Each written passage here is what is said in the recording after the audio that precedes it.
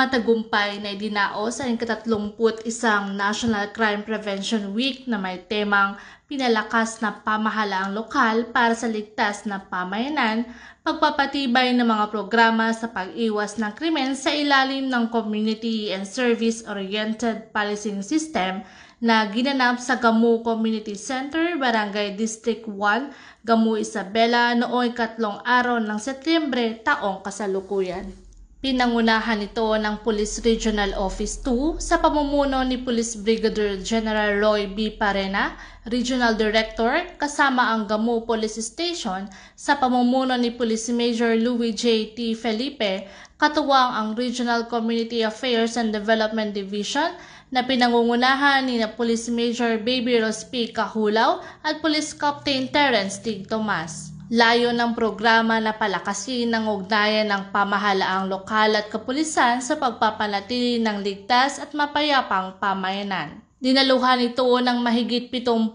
barangay officials at membro ng Barangay Peacekeeping Action Team. Sa kanyang mensahe, binigyang diin ni Police Major Felipe ang kahalagahan ng pagtutulungan ng komunidad at kapulisan upang labanan ng kriminalidad at isulong ang kaayusan. Ibinahagi naman ni Police Major Kahulaw ang mahahalagang batas na nagproprotekta sa mga kababaihan at kabataan. Sa pamamagitan ng ganitong aktibidad, pinatitibay ng PNP ang kanilang suporta sa mga programang pangkapayapaan at pangkatarungan.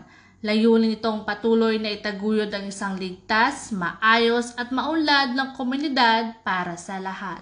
Mula dito sa Lambak ng Cagayan, ako ang iyong PNN correspondent, Patrolwoman Janet Balad.